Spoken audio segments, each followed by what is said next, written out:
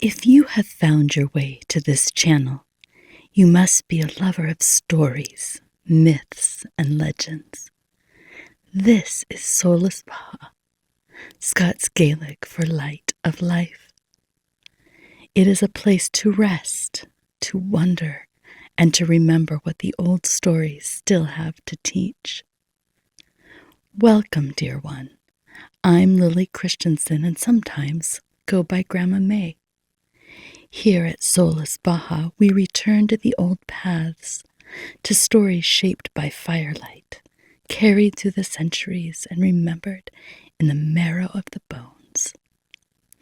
Welcome to my whispering series, where I bring you to a magical place somewhere in nature and read my own fantasy novel, Beyond Trivar, in soft, soothing whispers, like a fae gently calling through the ages. So sit back in your most cozy, safe place with your favorite blanket and maybe a nice warm drink, and let me inspire magical peace and rest while grand adventures play out in the mystical world of Trivar. When we last left Jaden and Zechariah, they had left a riotous party and were talking about Jaden's past in Yamis, her history with the pirates, and feeling like she was never fully loved there, something Zechariah couldn't understand because he had been adored.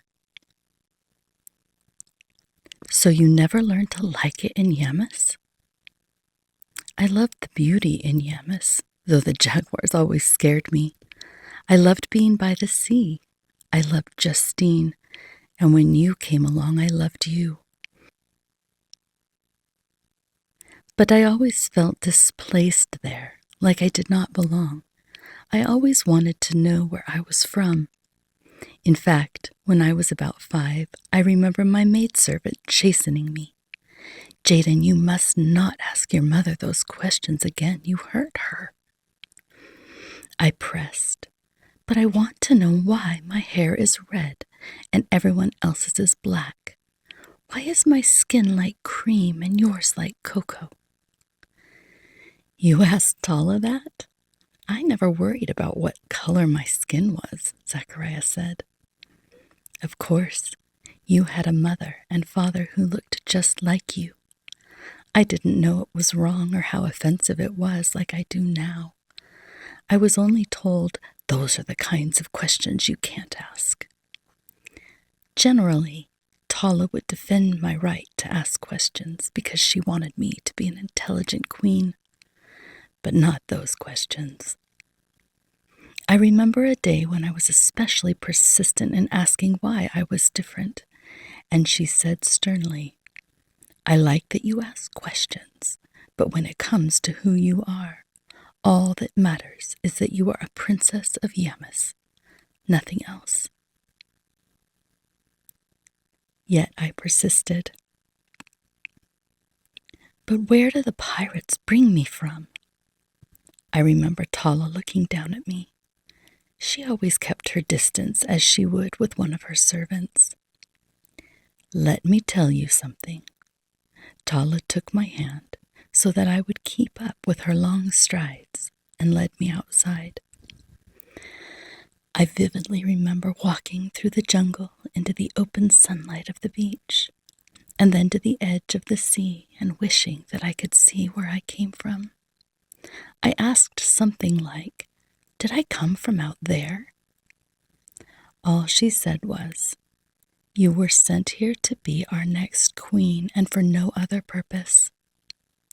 The only place worth anything in all of Trivar is Yamis. You are lucky the pirates brought you here. We have everything. Food grows by itself.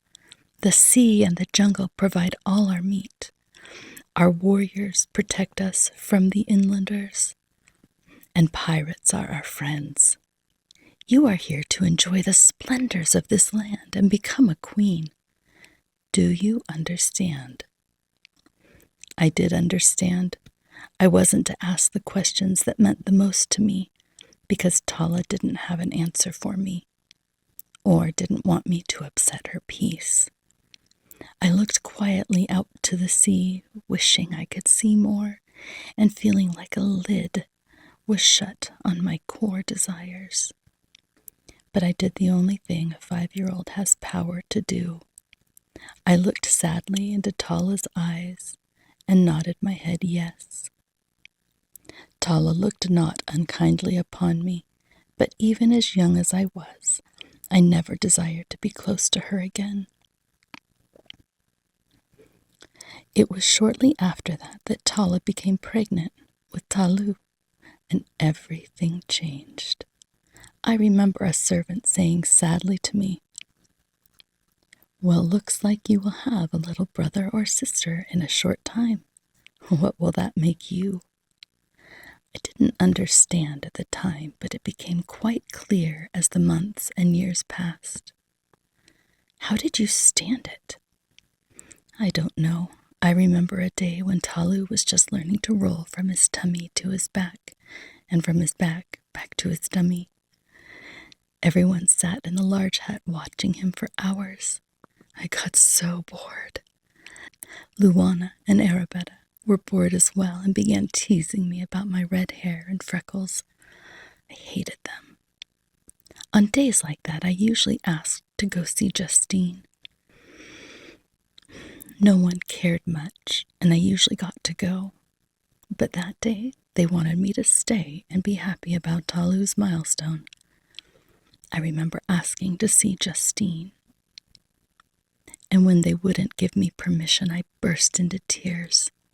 Tala became upset, and Tiku ordered me to go. I ran out of the large hut and turned down the sandy path toward the sea, tears blinding my eyes. When I got to the beach, I stopped to look out beyond the sparkling waters, but the tears kept coming, clouding my view. Running south along the shore on my well-worn trail, I passed cave after cave until I arrived at the large one guarded by huge Yamis warriors. Because of my tears, I could barely distinguish the guards from the palm trees, and without saying a word, flew past them into the dark. I couldn't see anything in the cave, but that only slowed me slightly because I knew my way through those passages as if they were a part of me. I rushed past one cove after the next until I heard the familiar grunts of my special dragon. In the torchlight, I was able to see her dark figure lying on the ground, and I threw myself into Justine's back and sobbed her name. I remember crying until I felt like I couldn't breathe, and I had to pound my chest and scream to get the air to flow again. I remember a guard saying roughly, "Jaden, you will wake the other dragons." I tried to slow the pain but couldn't, and buried my head in Justine's mane to muffle the sound. "Jaden," the guard repeated. I jerked my head up and glared in his direction, trying to control my breathing. I whispered to Justine between sobs, No one cares about me. I'm too different. I'm not cute like stupid Talu with his dark skin and black eyes. Oh, Justine, I'm so glad you aren't cocoa-colored. I needed you to be different, too. I hate Arabetta and Luana and Tiku." I added Tiku in almost a whisper so the guards wouldn't hear me. Then I buried my head in Justine's mane and cried myself to sleep. Jaden chuckled softly. "What awful memories, I'm sorry. Although that was one of the worst nights, it was also one of the best, because that was the first night that the man with blue eyes came to me in a dream and said, 'Jaden, you are loved.'" "That was the first dream you had with him? You were still really young." "Yes, I was 7. What happened in that dream?" "Not much. I just looked up at him and wanted to run to him, but found myself crying instead." Behind him, I saw a woman with black hair and green eyes. The blue-eyed man reached his arms out to me. Then the dream faded away. Jaden sat quietly for a moment before speaking again. I don't know why they always leave. I want them to stay. I want to understand who they are and what they're saying. When I began having the dreams, I knew I had to be free, but didn't know where to go until Xavier came. He came 3 years after my first dream when I was 10, and we were all in the large hut. I was trying to look interested as Talu received fencing lessons from a Yamis warrior. The king and queen watched proudly. A skeleton of boy came stumbling into the court. I remember gasping, not because the boy was so emaciated, but because he had skin the color of cream, and he had sandy-colored hair. The servants looked at the royal couple, and when Tiku nodded, they quickly fetched the boy. By this time, I felt more like one of the servants than a member of the royal family, though Tala and Tiku still referred to me as a princess. I rushed to the young boy with the rest of the servants. He seemed so beautiful to me. My heart ached for him and wanted more than anything to see him survive. I reached out and touched his face, but as I did, one of the guards picked him up and brought him to the servants' quarters. They had to work quickly to save him. I followed the group of servants and guards to their quarters. I knew I didn't fit in Yamis, but it hadn't crossed my mind, at least not seriously, that there were others like me, besides the people from my dream. I wanted to cry and laugh at the same time. He had to live. Xavier was almost 12 when he arrived.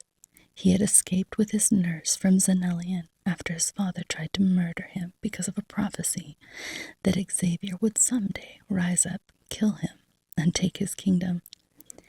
Jaden scoffed lightly at the irony and continued. They traveled for months in the jungles. His nurse died from exposure and starvation, having given everything to Xavier so he would make it alive to Yamis. When Xavier recovered, he was determined to return to Xenelian and overthrow his father. Tiku saw his potential and believed his tale about Canute trying to murder him. Tiku offered to help supply Xavier with whatever he needed to overthrow Canute and to take possession of Xenelian. Tiku never wanted to leave Yamis, but believed that the boy would remember him after Xavier gained rule over Xenelian. When Xavier agreed to conspire with Tiku, Tiku promised him any woman in the kingdom, and I made myself that woman. Tiku and Xavier worked together for 7 years to raise dragons, increase their wealth, and collect the rarest specimens of animal and plant in order to placate Canute. Xavier went along with it until one day, Tiku and Tala were dead. After slaying Tiku in his sleep, he sent Talu into the most southern regions of Yamis alone, confident that the dragons would finish him off. I never saw or heard of him again. Xavier actually felt somewhat close to Tala and couldn't kill her, but she saved him the trouble by poisoning herself the morning after Xavier killed Tiku. He killed them? How do you stand him? I hate Xavier more than ever. Why did you tell me this? Don't you want to know what really happened? Don't you want to know why I can no longer falsify my feelings towards him? Don't you want to know that Tiku and Tala didn't do the horrible things Xavier told you they did? Why did you let me believe those horrible things? I loved them. Should I have caused you to believe horrible things about your father instead? I don't know if I can hold my tongue any longer, Zachariah said. You have to. All of this is for you. we have handled it this long. You have handled it this long, though I don't know how. I will kill him, Mother, if I ever get a chance. No, then you will be just like him. Every time he kills someone, he sinks lower in his own filth. I've watched it.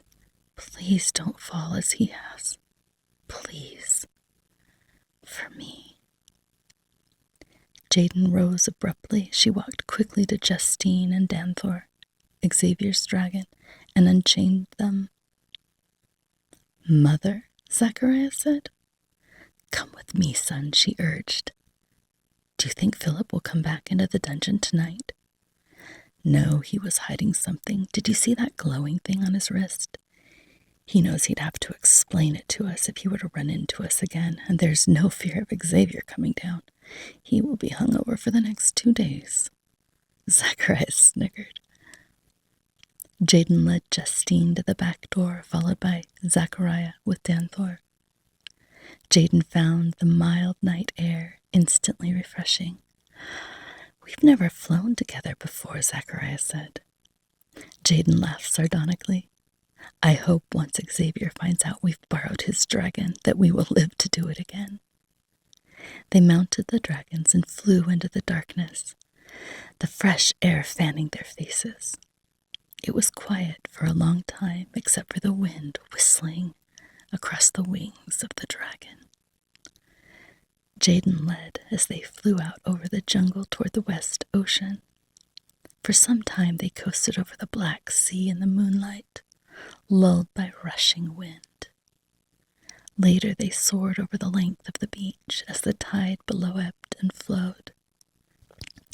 Eventually, Jaden reluctantly turned Justine back toward the castle, hoping that Zachariah would follow.